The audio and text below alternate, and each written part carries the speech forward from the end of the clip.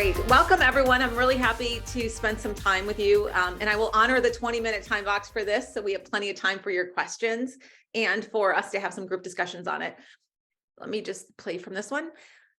So as Sylvan had said, this was my summit talk, and I also had it at Agile 2022.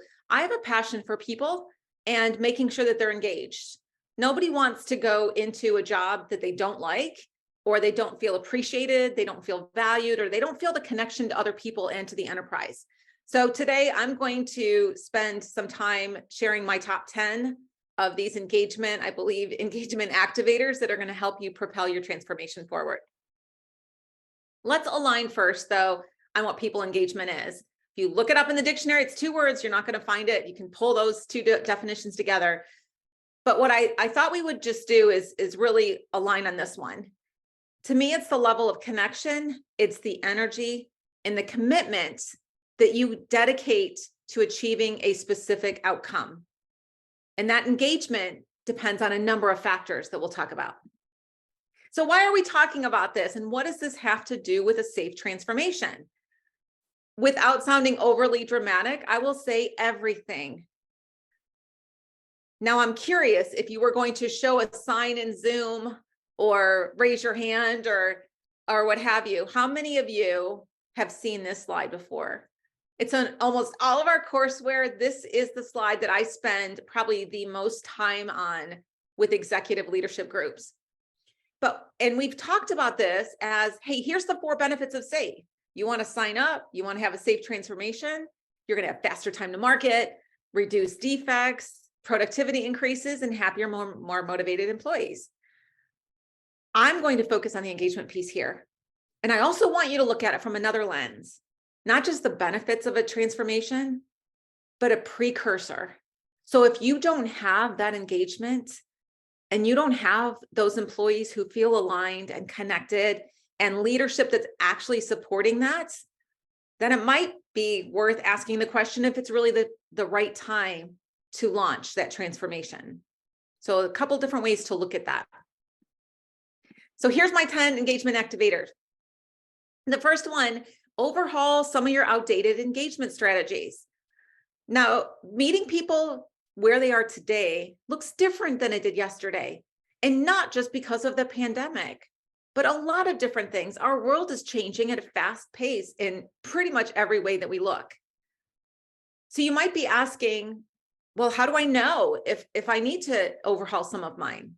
So here's my top ones. Here's some signs that your current engagement strategies might need some adjustments. The first one, strategies that drive behaviors that are linked to temporary engagements. How many of you have it's a Taco Tuesday, or if we come into the office on Wednesday and we will have lunch for you?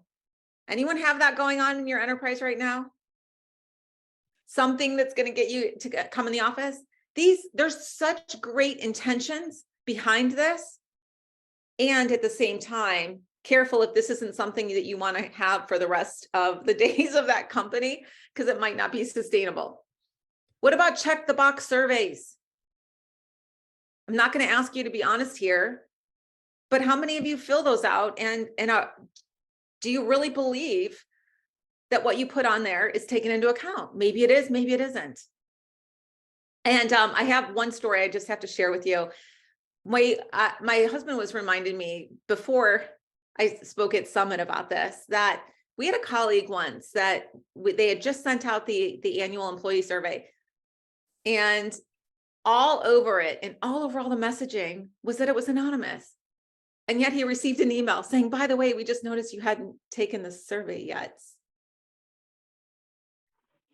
Imagine that. If it's anonymous, how do you know that I didn't take it? And so that really changed a lot of the behavior. A lot of the people that normally would take it just stopped, and the engagement rate on that survey went way down.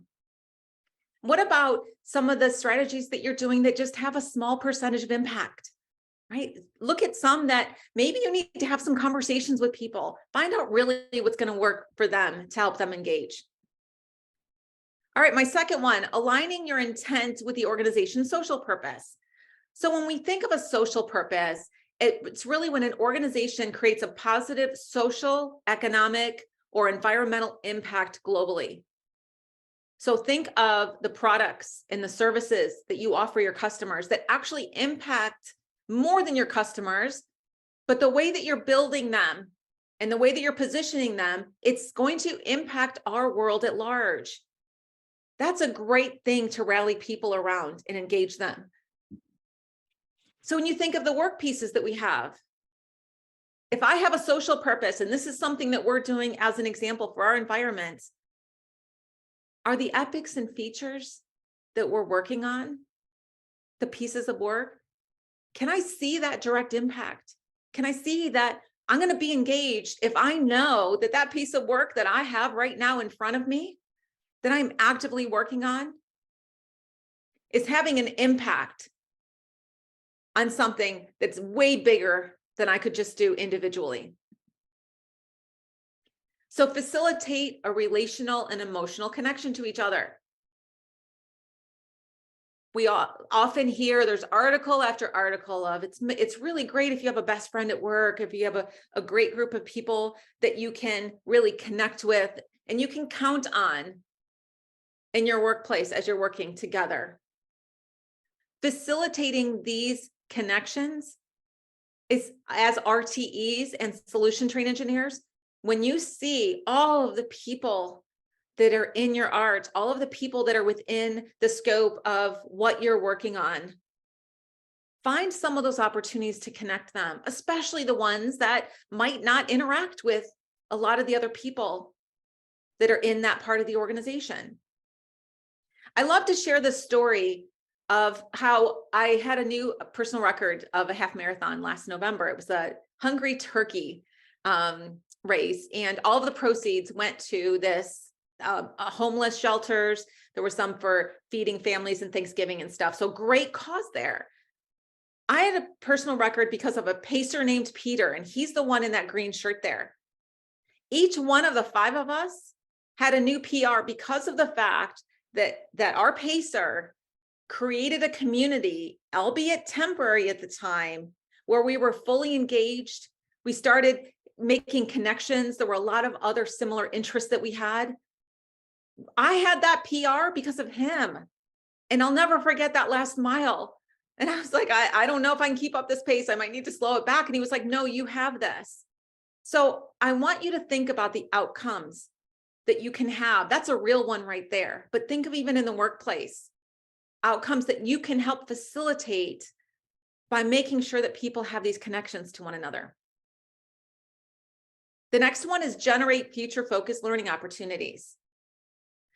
I believe that for employees to be in it to win it with learning, there has to be opportunities for them to expand their skill sets. You're RTEs and solution train engineers, so I could make the assumption that you've all had some form type of SAFe training or involved in some SAFe workshops or read some articles, so forth. Let's extend it a little bit. When you think of future focused and how we keep learning and evolving of how we can best interact together, I recently brought in crucial conversations for mastering dialogue for our leadership teams. I also brought it in for our RTEs and our Scrum Masters. And I'm starting to expand that to other groups. Patrick Lencioni, if you've heard of him, with 5 dysfunctions of a team, and he has a myriad of books that I think take up half of my shelf back there on one of them. He has this new assessment called Working Genius, and it helps people learn not just about themselves and the type of works that they really enjoy doing, but also about everybody else on their team. So what are some of those learning opportunities that are outside of a framework that you're practicing? What are some of those opportunities that are actually going to help people interact better together?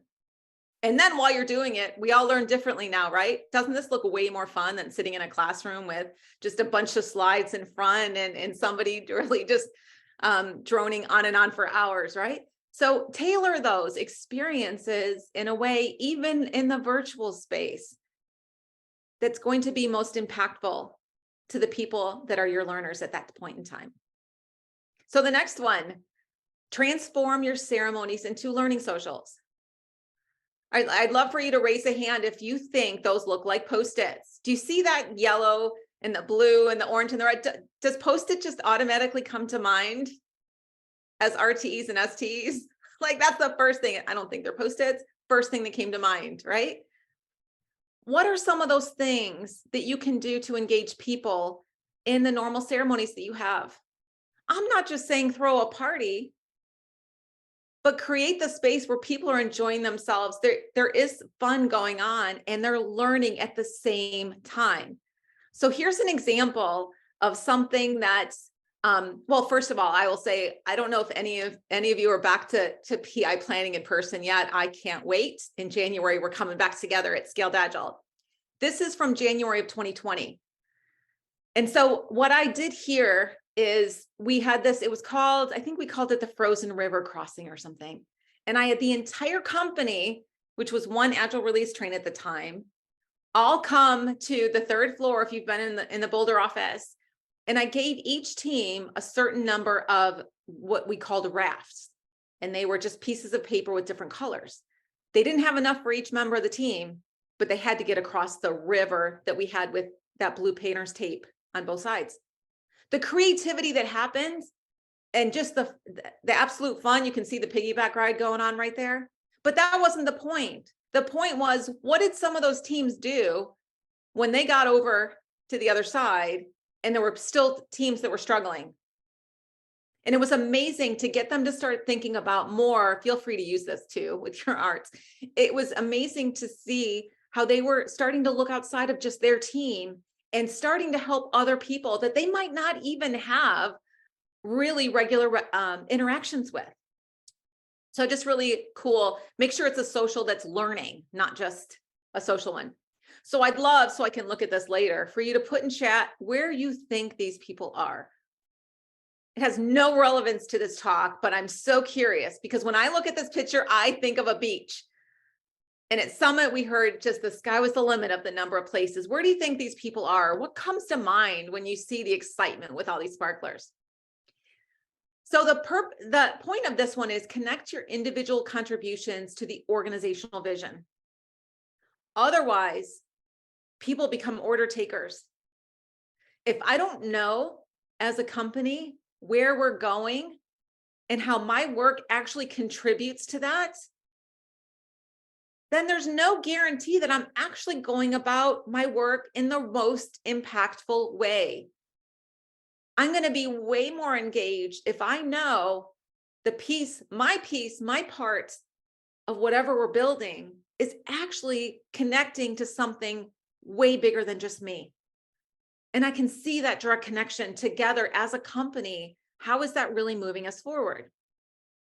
So I was facilitating the strategy sessions for our leadership team in February this year. And this, if you don't know it, oh, sorry, I think it went a little bit too far. Let me go back.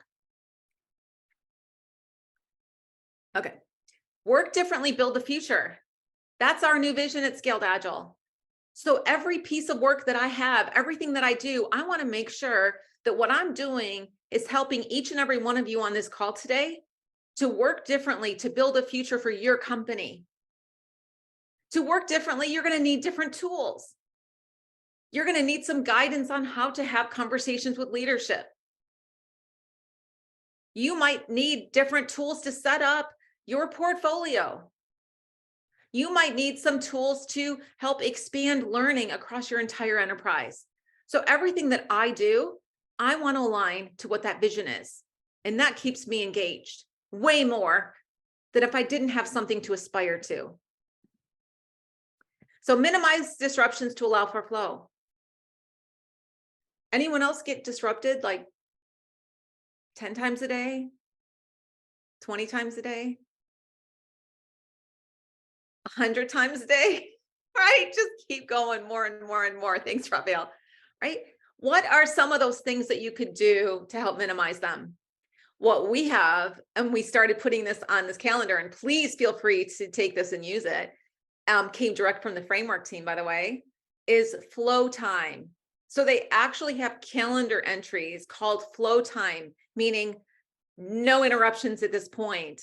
I need heads down. I'm writing an article or I'm creating a presentation, something I'm doing. This is my time that I'm going to keep sacred.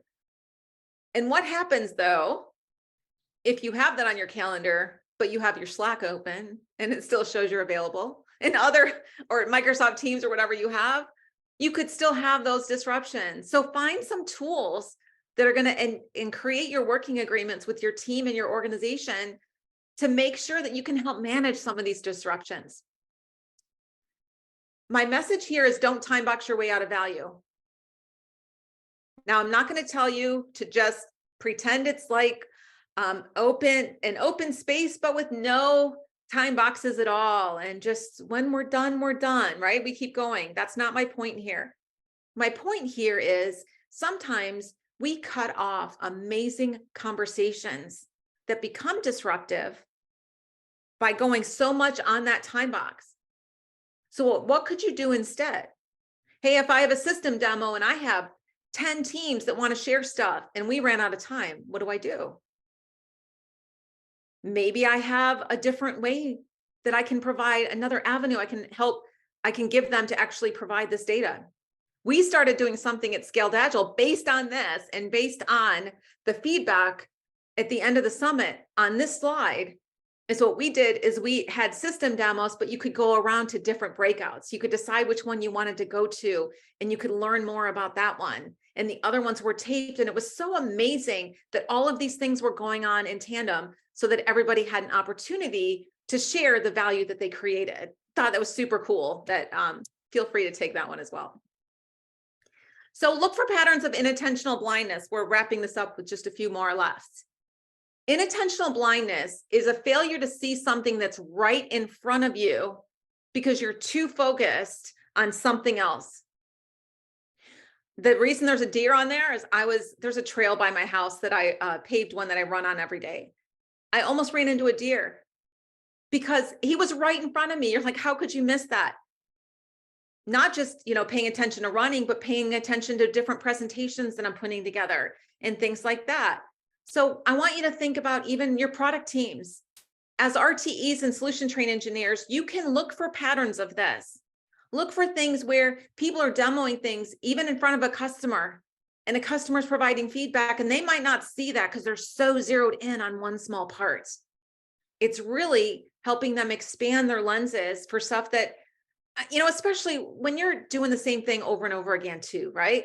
Or you're really knee deep in a piece of work. You might not see some of the most obvious things that are going on around that. No fault of that person, but here's a really great opportunity for you as you're helping facilitate learnings throughout your Agile release trains. The one thing I do want to point out from this inattentional blindness is mental workload capacity. How many of you feel like you're over capacity all the time? Or a huge amount of the time? Or your teams are over capacity?